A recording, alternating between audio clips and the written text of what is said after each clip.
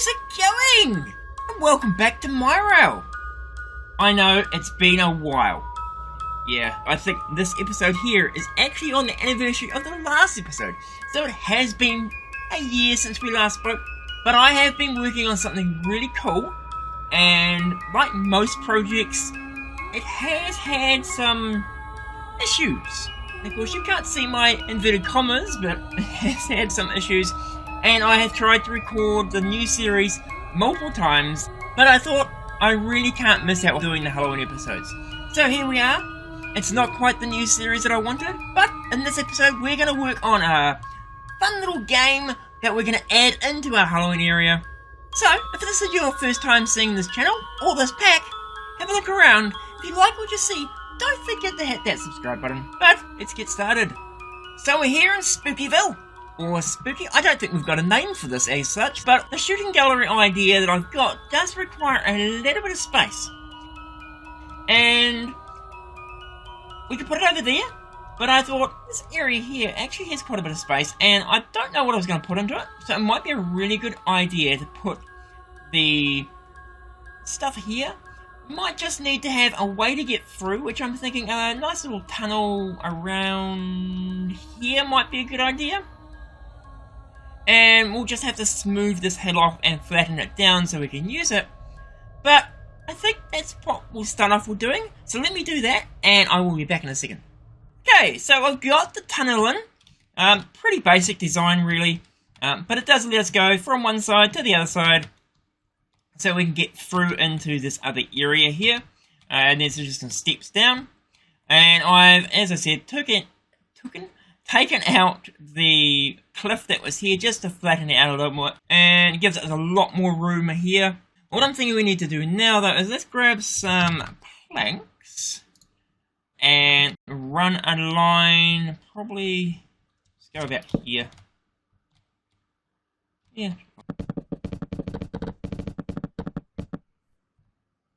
And what will probably happen is I'll probably go into there, and another one that's a little further away, but high, maybe about here.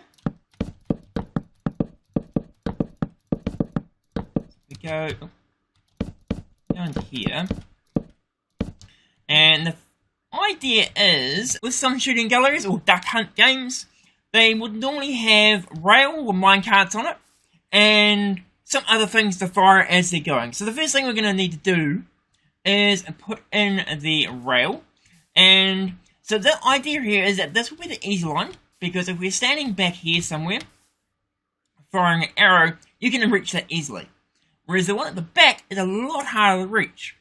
And to make that worse, what we're going to do is we're going to use two different types of rail. One is the strap iron track, which it goes 30% the speed of iron track, and reinforced, which is 125%. So if we were to run the strap iron along here, for example,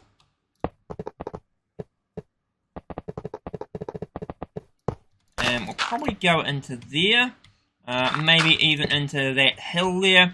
We'll take it around, come back over here. We're up here, we're going to run the reinforced.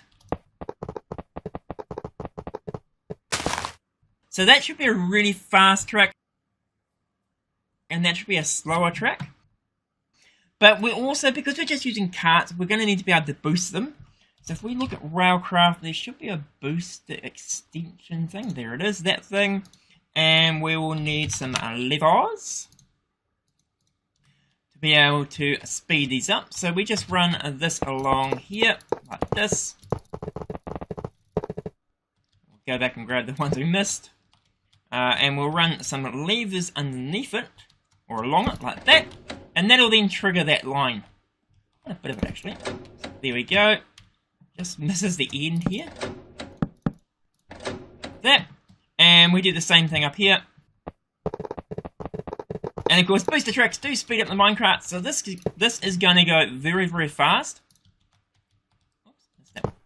And we do the same with that, and probably one about there, which just misses the end, but that's fine. So now, of course, as you can imagine, if we grab a minecart, we'll grab just a standard minecart for the moment. We would have placed it on here, and we'll need a crowbar to give it a kick.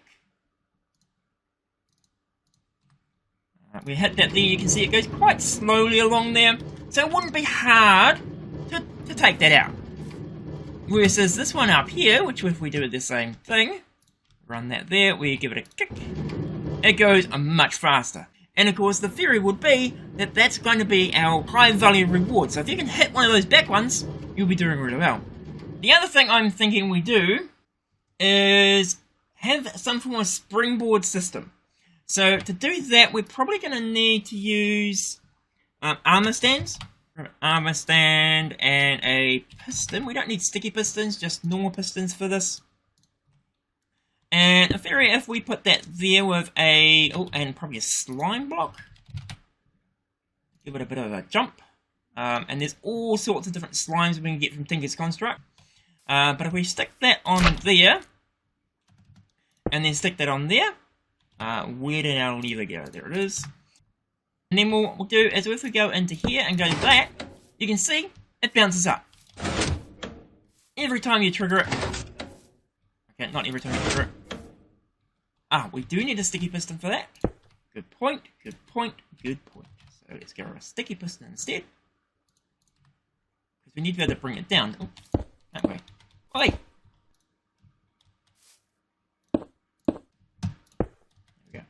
Right, so try that again. So that grabs it, it'll drop down, but if we do that, it jumps up. Now, of course, it wouldn't be a Halloween episode if we didn't have something on this guy. I'm actually thinking we probably should move this down a little bit too, so it's more in the ground area. For now, I'll do that later. So, dispenser. Thinking we can use a dispenser. Now, I've tried various different ways of doing this, and I just can't get anything else but a dispenser to work. But if we were to, say, put one of these guys up here, like that, and we then put in a, say, a pumpkin, because it's going to be a Halloween episode, right? We put some pumpkins in there, we do this, we do that, trigger it, put a pumpkin! And we do the same again.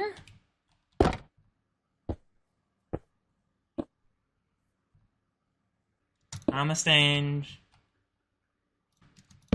Lever. It puts the helmet on.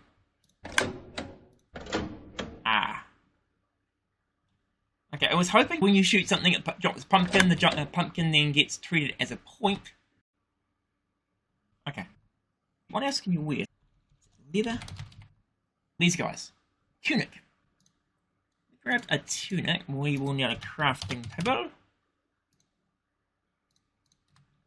Crafting table down there. Grab a tunic and maybe some orange dye. That gives us an orange tunic. If we put that in here, maybe that will work better. So we'll do that. So throw it on there. And then... perfect. Okay. So the other thing we need to do, of course, is to get the armor stand placed, which there's a lot more options for doing that. Thinking we probably could use a placer. We have the auto placer, probably just an auto placer from Active Edition should do the trick. And if we were to run this into here, that's a crafting table. Into there, we need to grab a redstone torch. Because this guy's redstone mode is deactivation, so it just keeps placing. You put anything in there, it'll keep placing. If we hit it with a redstone torch though, it turns to a pulse. And then we can put this guy into there. We'll grab some alloy wire. Here. And we'll run that along here. Does that go on? Put that to there. We'll run, for the moment, just to there. Down. So we will need our tunic again. This guy, and we'll just put that in there for now. I will make them all orange later on.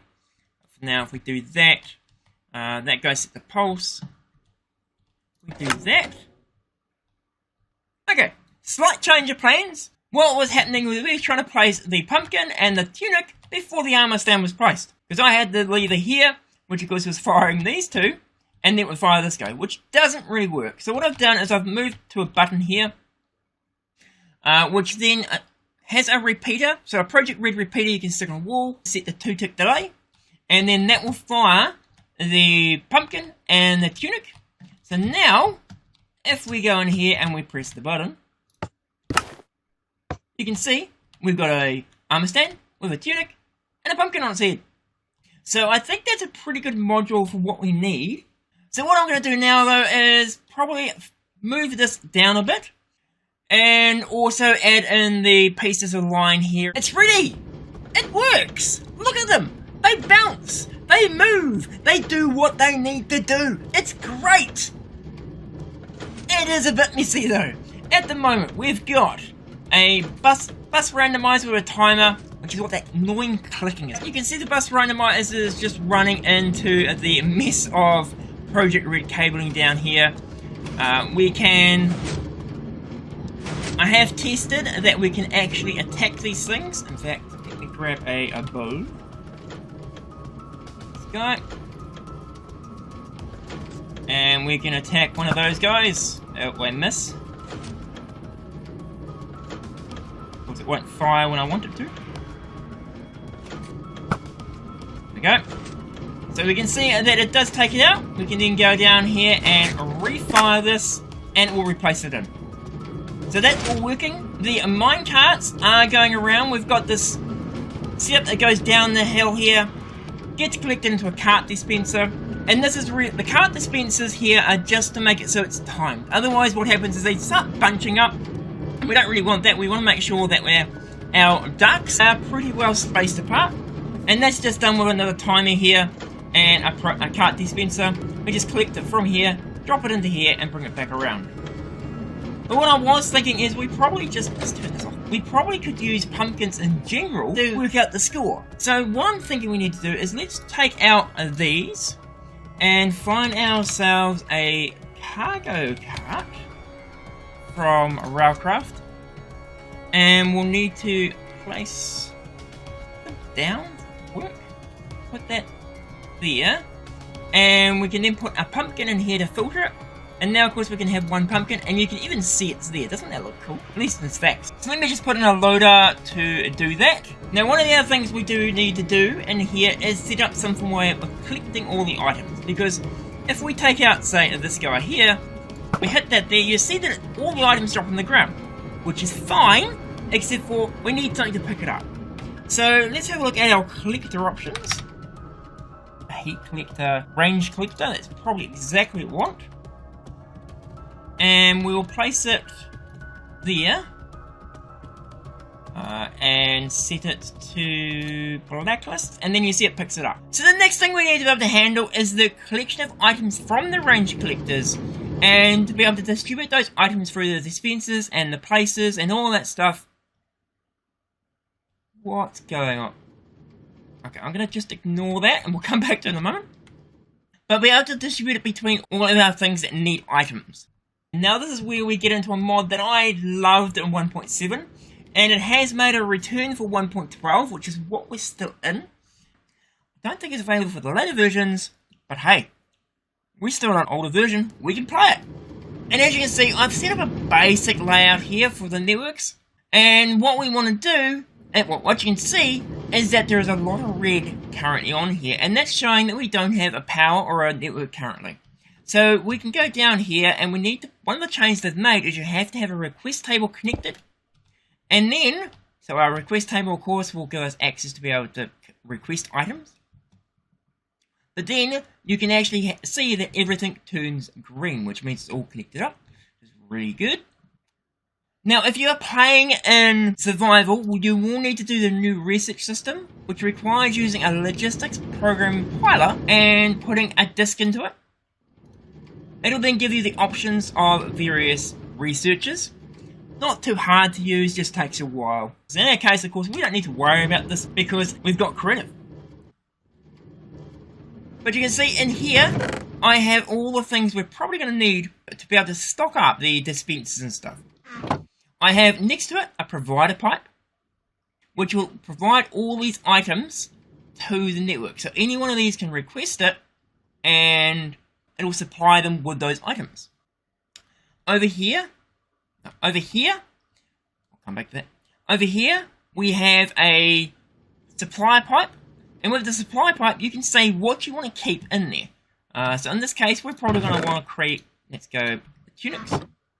Click onto there, you've got to use these pipe managers. Click into there, 1, 2, 3, 4, 5, 6. We'll set this to partial, and you can see underneath here, just a moment ago, things were flying around because it was trying to supply the tunics to here, and you can see it's successfully done that. We can do the same over here, where it's empty currently. We can say we want to keep 64. So it goes 64, and now you can see it's requesting stuff, and the stuff appears in there. Supply pipes are cool. And then the last thing we need to do is actually cover off the ranged collector, which of course if it had items in it, so let's put in a dispenser for example, we need to be able to extract that and store it somewhere. So if it was say a pumpkin, we could send it to one of these guys, but in order to extract from there, there's actually no pipe that does extraction directly. All these various types of pipes, but nothing that directly requests or extract items. But you can use a logistics chassis Mark 1 or any of the logistics chassis and put in there an extractor module. And that'll take the items out and extract them one by one into your chest, whatever that might be. Now what we're going to do though is, for our test purposes here, we're going to run an unrouted pipe. Actually no, we're going to run a basic pipe. Do I have a basic pipe? There we are. We're going to run a basic pipe to here, and you can see that this pipe here, which is an unrouted transport pipe, turns red, which I think is a nice feature, because now you can see that you've got an unrouted transport pipe doing something it shouldn't do. So when we see red, it's either we don't know power, or we need to put in a basic logistics pipe. In here, we can choose what items are requested. So we can say, booster tracks, come into here. And then if there's any booster tracks that are extracted out of anywhere, it'll put into this chest. Or we can just say default route. And you should see it all lights up, because the item that was in here, there it is, gets extracted and placed into here, because it's now the default route. We can also do the same thing, so we can take that out, and we can do exactly the same thing. Instead of using a provider pipe, we can put a Mark 2 on there. By itself, it won't do anything, but we can have the same thing. So the provider module is what we had there previously. That'll supply the items to the network. So let's, as an example, we've added it in there. We click on here, you can't see the items. We put that in. You can see the items. And the other thing we can put is an item sync module. And this will tell it where things are. So if I click on the little eye here, there's our interface that we had before, where we can say our booster tracks, or let's say pumpkins, and maybe armor stands go into here, or we can just import from whatever's in the chest. And of course we've got our default route. That's pretty much all we're going to be using at the moment for logistics pipes. Now I need to have a look at what's going over here. Oh,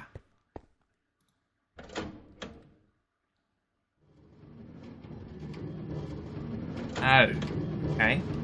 I think what I'll do is I will sort this problem out, and I'll get all of our logistics pipes set up and connected up, and I'll be back in a moment. It's taken a little bit, but I think I've sorted the cart problem. We're using block signals, and it seems to work. I've tested a number of times, and we don't have a problem with carts not being able to empty and trigger the redstone to be picked up, so that's a good thing. But of course, we have run into another problem, and you can see that I've got the logistics pipes in, but this guy is empty. I have in here set it to have 3 filtered pumpkin carts, or cargo carts with a filter of pumpkin, because there is such a thing as a pumpkin cart, which is not what you want. You don't want to use that, trust me. Nope. No. We go down here, we're actually empty of the cargo carts.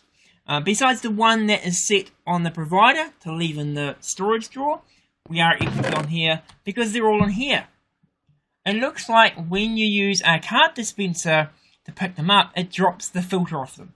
But the good thing is, Logistic Pipes comes to the rescue again, because we can use a crafting table and, oh, that was good, crafting a logistics pipe to fix that problem. If we head over, probably here, yeah. So we'll put that in first, and then we'll put the table in. Put ourselves a pumpkin. Might have to grab a cart. Throw that over here. Where'd that go? Into there. And as you can see, that will then make a cargo cart filter pumpkin. We need to go into the pipe. Bring that up. And we can set it here, or we can just click import. And hopefully, actually, that won't work straight away. We need to unload this guy. And let's grab some of these. There.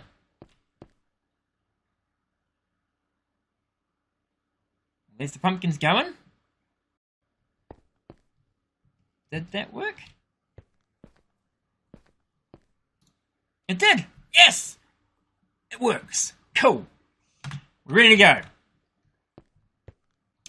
As you can see, I've made some more changes in here.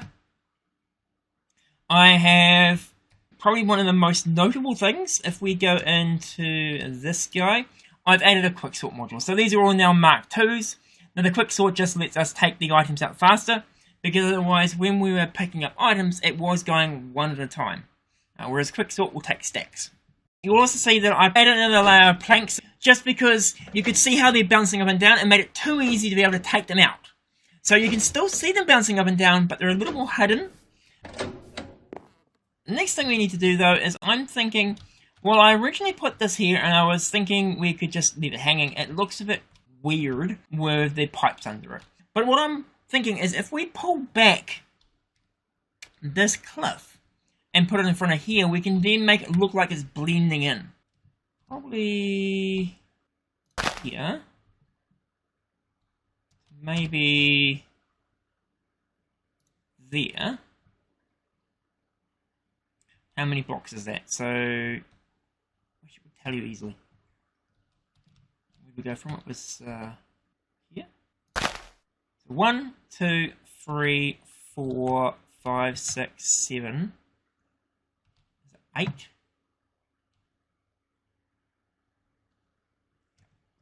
Okay, so if we do 8 from there, we'll stand on this edge. Might do one more down, expand one down, and then we'll do a copy.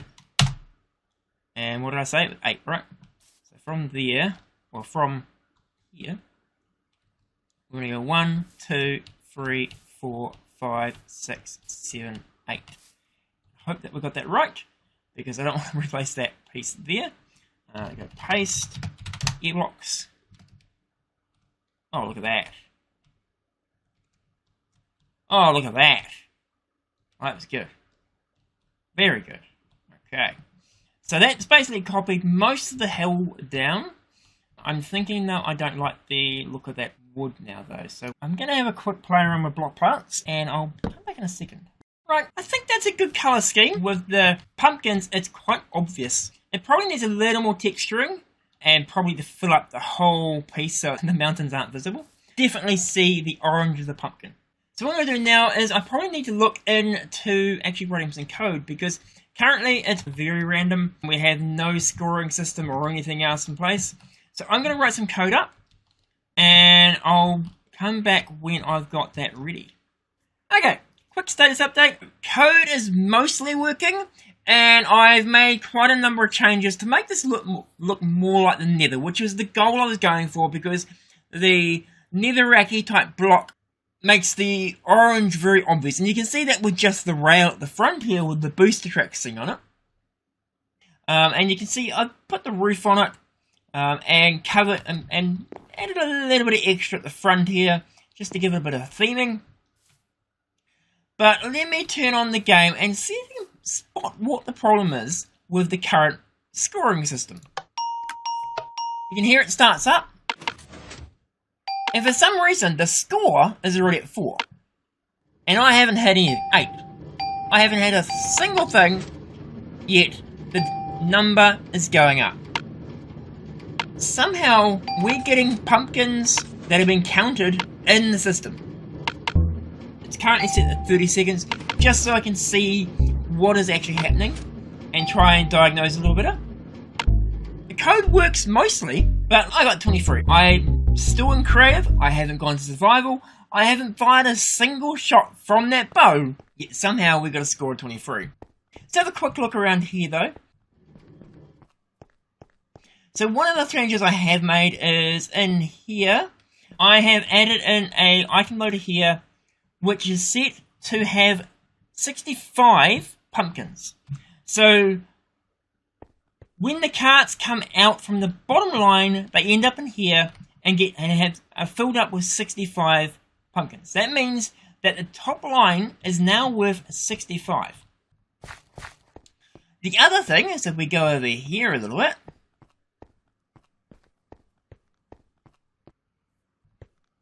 I have this problem here. I have stacks of pumpkins that I cannot return currently, because when I put a extractor pipe in here, or extractor module, and there's currently nothing in here, when I put an extractor module in there, it sends them back into the counting chest. So they send all the way along here, into here, and they end up in this chest. And this chest, as you can see, is connected to a transposer, and that's the way the code is actually detecting what the points are. As it sees pumpkins or tunics going into this chest, it'll count 1 point per tunic or pumpkin, and then it deposits it into the controller slave. So in theory, this guy here is set to be a provider, so that's our provider pipe there. And on the back of here, we have an item sink, which lists tunics, armor stands, the cargo carts, and the pumpkins. They're all going into this chest. And if it's something we're scoring on, it'll count it as a score, otherwise it just moves across. But I think that's pretty much everything you need to know at the moment. I need to find this couple bugs, so hopefully by the next time I come back, I'll have that answer. Catch you soon. Right, found it! The problem is in multiple things actually. There are two main things causing the problem. One was whenever there is an armor stand with a tunic on already, one of these dispensers would just pop out a tunic. It only happened for the tunics, it didn't happen for the pumpkins. But it meant that there was a tunic just lying around the world, that would get picked up and count as 1 point. So if there was already an armor stand here, then we'd end up with, there are 6 of these. There's 6 of these, so that initially at the game start was 6 points straight at the back if the player had not knocked down the armor stands in that previous run. So what I've done there is I've actually swapped it around so that the white line, instead of being off when the game's not running, it's now on when the game's not running. And that means we've turned this into a falling edge circuit, so that on game end, we place the tunic, and the code's already ignoring the tunics at that point, because it's a finished game. So anything that ends up in this chest will be returned back to storage and it won't care. The other scoring problem is actually with the crafting side. When you craft a cargo cart with a pumpkin, you get back a pumpkin. And the way I had this set up was it was returning the spare pumpkins. But much like with the return line there, all the pumpkins were being sent back into this chest and being counted as scores. So for every minecart that went around, it would be 1 to craft the minecart in our crafter. And then when it got back, of course, it would be all the 65 that comes from there. So there could be a potential 66 different pumpkins returning back into storage, back into here and being counted. Now in the past in the Logistic Pipe, there has been a system entrance and exit pipe, which would mark the item and you could choose where they go. And that would have been what I would have used to send it back into the drawer controller and just ignore the whole system. The biggest problem there is in the 1.12 version of Logistic Pipes, that hasn't quite been finished, so it doesn't work. So what I ended up using, which actually fixed both problems here, is a firewall pipe. So if we have a quick look at this pipe here, I've said do not send pumpkins via this pipe. You can see filtered items are blocked, everything else is allowed, but pumpkins are disabled. That means it will not send a pumpkin back through this pipe. Instead, the item sync in here is set to pumpkins. So that means that when it returns from there, or when it returns from there, it'll dump it into here. And you can see there's quite a collection already. It does mean it doesn't pull them from here, but I also have a provider here, which provides the rest of the pumpkins if needed. And of course it also provides a provider there, which provides them to there and to the crafter. So hopefully we no longer have pumpkins being returned and having extra scores. So let's give it another test. The first thing we need to do is go into a survival.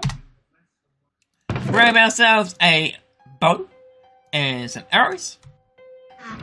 And let's play. Here's our startup. And I'm pretty bad at this. Pretty good at the carts. Oh, not today. Whoop.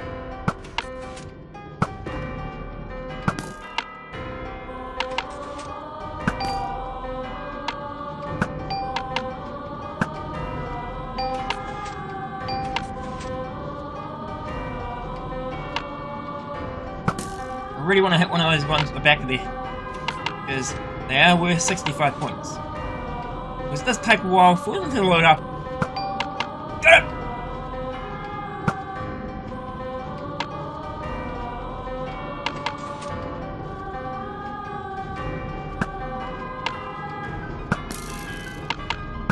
Oh, really? I'm very bad at this at the moment.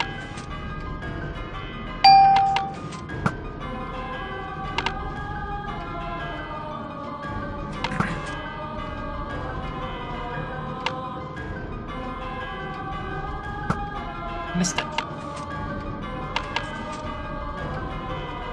It does take a while for the Logistic Pipes to send the items out. Even with those quick sort modules, you can hear the dinging when it receives an item. Hey, I got it! That's 65 right there. And of course it will take a while, you'll hear that soon.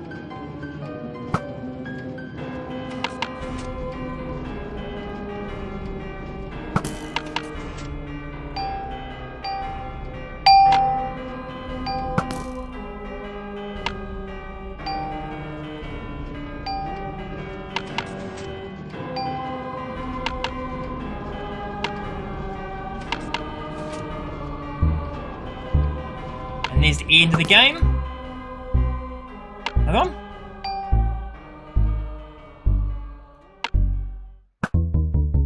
Ah, missed it last one. 156, not too bad. But as you see, it's working now. I might do some more tweaking because I can see some stone on the left side of the screen still. But for the most part, and if you're actually any good with a bow, which sometimes I can be good with a bow, that time was terrible though, it actually gives you a good score. But if you enjoyed this episode, don't forget to hit that like button. And hopefully, we'll see you for the new series, which shouldn't be too far away. See ya!